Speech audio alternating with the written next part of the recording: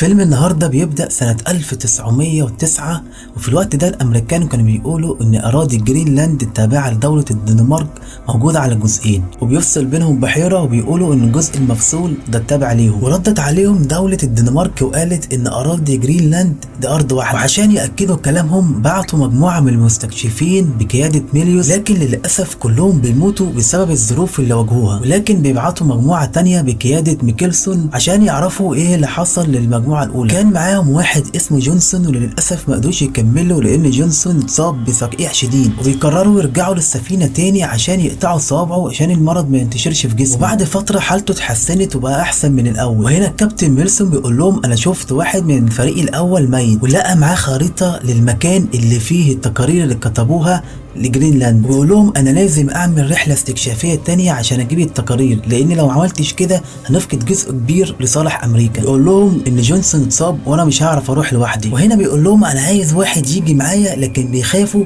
بيفضلوا يبصوا لبعض لان عارفين ان المكان هناك صعب قوي. تاني يوم الصبح واحد اسمه ايفر ومهندس ميكانيكي وبيقرر انه يروح معاه، وبيقول لميكلسون انا عاوز اجي معاك، لكن ميكلسون عارف ان هو ملوش في الرحلات اللي زي كده، لكن عشان ما فيش غير ايفر قدامه قرر ايفر انه يتعلم اساسيات الاستكشاف. وبياخدوا عربياتهم ويبداوا رحلتهم، وباقي المجموعه بتستنى عند السفينه. ايفر بيكون متحمس، وميكلسون بيقول له خليك ورايا والتزم بالتعليمات. وهم ماشيين في طريقهم بيلاقوا منحدر، لكن بيقدروا يعدوا ويسحبوا عربياتهم ويسحبوا كلابهم، ولكن بيعدوا. وبعد ما بيعدوا بيلاقوا مساحه كبيره من الجليد، وبعد 26 يوم بيوصلوا للمكان اللي مات فيه المجموعه الاولى. وهم في الطريق بتظهر عاصفه ثلجيه بتجبرهم انهم يقفوا ويربطوا الكلاب ونسيبوا الخيم. ايفر سأل ميكلسون عن اللي حصل للمستكشف ميليوس، فقال له انه راجل كان كويس وكان صاحب الروح بالروح. فقال له انا لقيت واحد من المساعدين بتوعه متجمد في الكهف ومعاه الخريطة اللي فيها المكان اللي فيها التقارير. وتاني يوم بيكملوا طريقهم والشمس بتكون طالعة، وميكلسون بيقول لإيفر هدي سرعتك شوية عشان قدامنا كوم تلج. وإيفر كان بيحاول يوقف العربية برجله، لكن ما قدرش عشان الكلاب كانت بتجري بسرعة كبيرة. العربية اتقلبت والمؤن وقعت والكلب فضل متعلق على الحبل. ميكلسون بيقول له تعالى عشان نرفع العربية،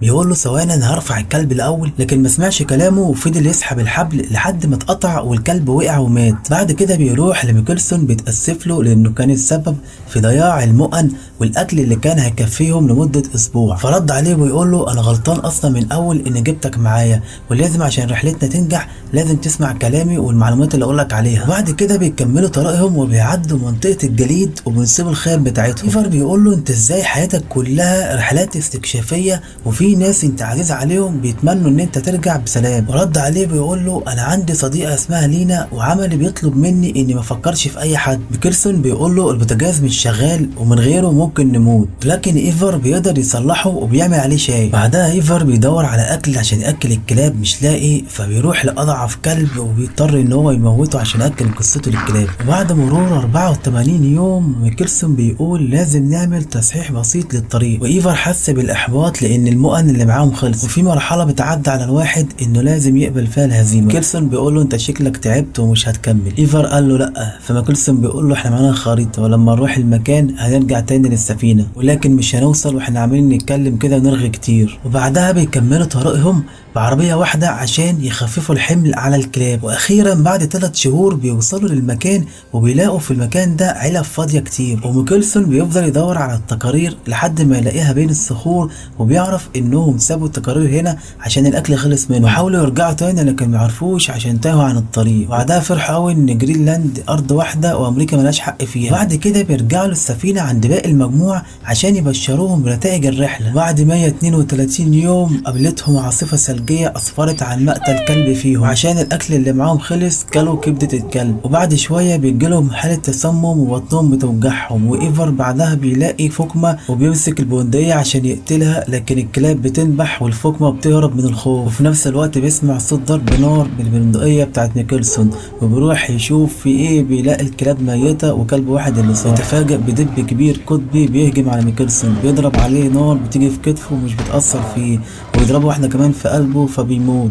الدب بيقع على ميكلسون وبينزل فيه في المية، وبيجي ايفر على اخر لحظة وبيشد الحبل وبينقذه، وبعدها خده عند الخيمة وولع جنبه لمبة جاز عشان يتدفى. وقول لايفر الدب كان فرصتنا لانه كان هيكفينا اكل لفترة طويلة. وبيصحى تاني يوم بيلاقي اخر كلب مات، وبيبص الناحية التانية بيلاقي ميكلسون بيولع في العربية وبيدفي هدوم، فبيقول له احنا لازم نتخلص من كل حاجة ملهاش لازمة عشان نخفف الحمل عشان نعرف نوصل للسفينة.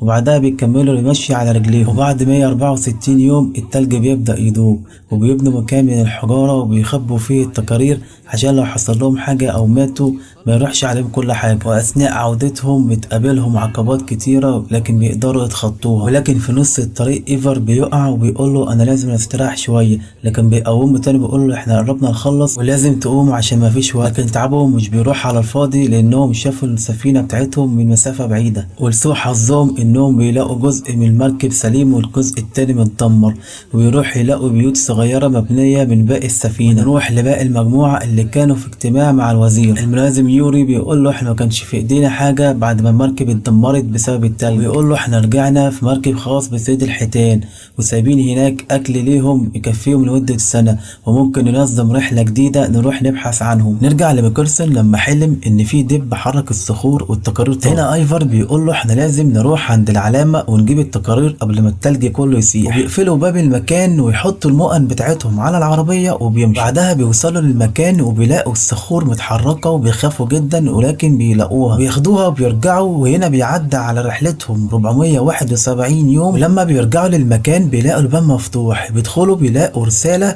وبيعرفوا ان في ناس بتدور عليهم ولكن ما لقوهمش، وبيعصبوا جدا. وبيطلع ميكلسون على العربية وبيكسرها. وهنا يوري قال للوزير احنا لقينا كوخ هناك متغطي بألواح خشبية ومعنى كده ان في حد هناك. هنا الوزير بيقول له ان البلد مليانة قضايا ومن ضمنهم قضية جرينلاند، وانا مش مستعد اضيع فلوس اكتر من كده على رحلات مش مضمونة. يوري بيقول له انا حاسس ان هم عايشين. الوزير بيقول له حتى لو كلامك صحيح انا مش هقدر ابعت فرق انقاذ تاني في القطب الشمالي عشان مساحته كبيرة ومش عارفين مكانهم فين بالظبط. ميكلسون بيطلع على اعلى مكان على المركب ومعاه منظار، بيبص بيلاقي شخص جاي على منطاد، بيكون مبسوط جدا وبيقعد يقشر له بايده. هنا الصدمة بيلاقي اللي على المنطاد هي صديقته لينا، ويا للاسف انه بيتهيأ له. بيطلع ايفر يقول له ان الاكل جاهز، بيدخلوا عشان ياكلوا. واثناء الاكل بيسمعوا صوت بره.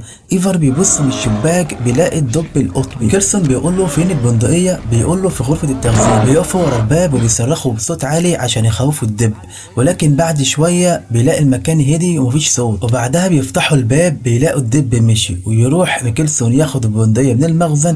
وبعد 865 يوم بيكونوا نايمين وتكون المؤن بتاعتهم خلصت. وميكلسون بيقوم على صوت الدب بره. ميكلسون بيقول لإيفر حاول تركز لان دي اخر رصاصة وديت فرصتنا الوحيدة. واول ما بيفتحوا الباب بيلاقوا الملازم يوري وبقية فرقة الانقاذ عشان جايين ينقذوهم. واخيرا بيرجعوا بلدهم ومعاهم التقارير اللي تثبت ان اراضي جرينلاند هي ملك ليهم. وفي الاخر امريكا بتعترف بان الجزيرة هي ارض واحدة. يعملوا حفلة والوزير بيكرمهم بالاكتشافات اللي رجع بيها. ميكلسون بيشوف صديقته لينا وبيتأكد من ايفر بيقول له ان في حد واقف ولا انا متهيأ، فراح سلم عليها وبركت لهم برجوعهم بالسلامة.